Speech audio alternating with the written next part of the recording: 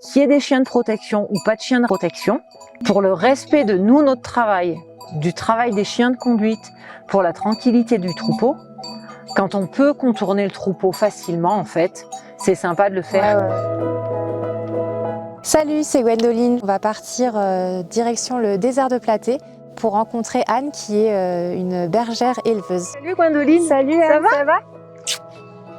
Ça a été quand t'es arrivée, les chiens ils ont pas trop aboyé. Nickel, moi quand je repère le troupeau de loin, je regarde si je vois les chiens qui sont au loin, j'essaie qui me repèrent aussi. Voilà, je me pose sur mes bâtons, on se regarde rapidement et puis après j'essaie de contourner le troupeau dans tous les cas au maximum, quoi. Il y a des moments où on va pâturer, on va être sur les sentiers parce que les sentiers sont là où il y a l'herbe aussi. Et c'est vrai que les chiens en fait ils ont besoin de venir à votre contact. Ouais. Donc c'est sûr, c'est hyper impressionnant, vraiment d'avoir un comportement détendu. Ouais. Tout de suite ça apaise le chien.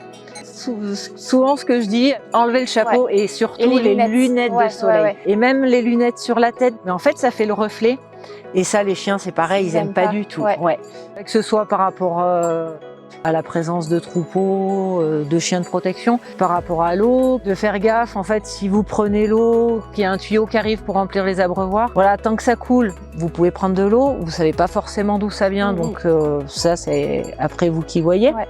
Et je pense qu'en tant que randonneur, c'est vrai que préparer au mieux la rando, on sait à quoi s'attendre et dans la montée, il y a quand même 3 panneaux. Pour le coup, il y a beaucoup de panneaux sur la montée, on peut pas louper, mais il y a des gens qui les voient pas. Plus on communique et essayer de faire que ce soit le plus tranquille pour tout le monde, quoi.